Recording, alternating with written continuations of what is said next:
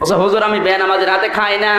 এ কি গো, আমি ছোটকাল থেকে নামাজ পড়ি, আমার বউ নামাজ পড়ে, আর এ কি বলে? বলছে হুজুর আপনাকে বলি নাই, এই বিস্কিট যারা বানিয়েছে ওরা হয়তো নামাজ পড়ে না। চিন্তা করলাম আল্লাহ মনে হয় জান্নাত থেকে পালিয়ে এসেছে, এত বড় আল্লাহর ওলি আমার ঘরে, আর আমি কিছু টের পেলাম না। এই দাঁড়ান, এই বিস্কিট কোন বেনামাজি বানিয়েছে এই সন্দেহ করে আপনি খাচ্ছেন না? আপনার শরীরে যে বিশাল পোশাক আশাক, এগুলো কোনো বেনামাজি বানিয়েছে? কোন বেনামাজের গার্মেন্টসে তৈরি হয়েছে? এত যদি সফি দাবি করেন, সবগুলো খোলেন, জিনিস বের করে যান। কথা বলেন, সিটারি করার জায়গা পাও না। পরে কল দিলাম রংপুরে বড় ভাইয়ের কাছে যে এরকম একটা লোক আপনার বাড়ি থেকে এসেছে, আপনার এলাকা থেকে। লোকটা কেমন? বলছে ওরে বাবা তো টাটকা সুদখোর, এলাকায় টাকা ছেড়ে রাখে, টাকা আসে ওই টাকা তোলে, উনি খায় আর আল্লাহ আল্লাহ করে। এই কথা বলেন না কেন? এরকম আল্লাহর ওলি আছে না নেই?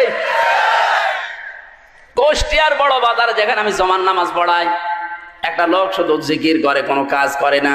জিজ্ঞাসা করলাম ভাই আপনি কি করেন? বলছে হুজুর আমার কোনো কাজ নেই। কি খান?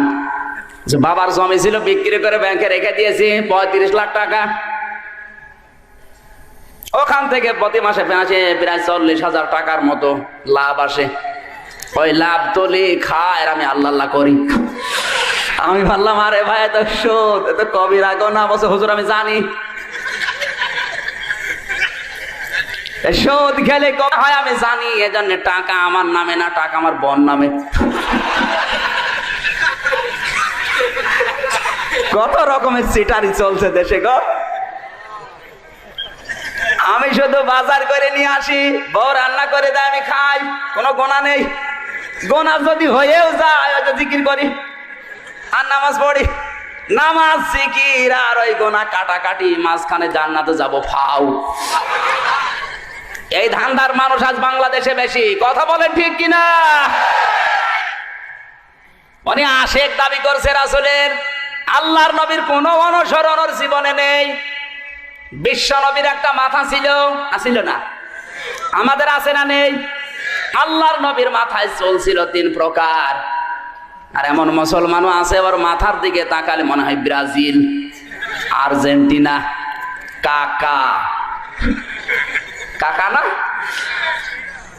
আমার মাহফিলে সিলেট অঞ্চলে বেশি থাকে, সিলেট, সুনামগঞ্জ, হবিগঞ্জে। ওখানে সব লন্ডন প্রবাসী বেশি। ওদের চুল কাটার স্টাইল দেখলে শয়তান পর্যন্ত লজ্জা পাবে। এদিকে চুল নেই, এদিকে চুল নেই, মাঝখানেও ফাঁকা, পেছনে বড় বড় চুল রেখে ওই জায়গায় বাড়ির মোবাইল নাম্বার, হোল্ডিং নাম্বার লিখে দেয়।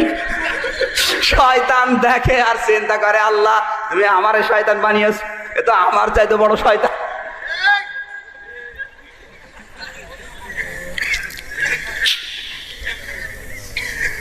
মাথার ভেতরে রাসূলের অনুসরণ নেই, ইত্তেবা নেই। এরপরে আসেন দাড়িতে। অনেক মানুষ প্রতিদিন দাড়ি কাটে, না এলাকায় নেই? দাড়ি যারা কাটে তাদের 2টা ক্ষতি হবে। 1 নাম্বারে এই ত্বক নষ্ট হয়ে যাবে, 2 নাম্বারে যৌন শক্তি হারাবে। আপনি দাড়ি কেটে ইয়াং হতে চান? ইয়াং কি আর নিচে নামলাম না? যতই উপরে উপরে ইয়াং লাগে, ভেতরে কিন্তু দুর্বল। এই কথা বলেন না কেন? দাড়ি কাটেন কারা কারা? হাত তোলেন তো। অনেক মানুষ কিন্তু বলে যে হুজুর এত বউ পায় সুন্দর কি করে? হুজুর বউ পাবে সুন্দর কি করে জানো না? হুজুরের যৌবন তোমার মতো বিক্রি হয় না। কথা বলেন না কেন? তোমার যৌবন তো বিয়ের আগেই হোটেলে বিক্রি হয়ে গেছে। হুজুর দাড়ি রাখার কারণে যৌবন এখনো অটুট আছে, এই জন্য হুজুরা সুন্দর বউ পায়।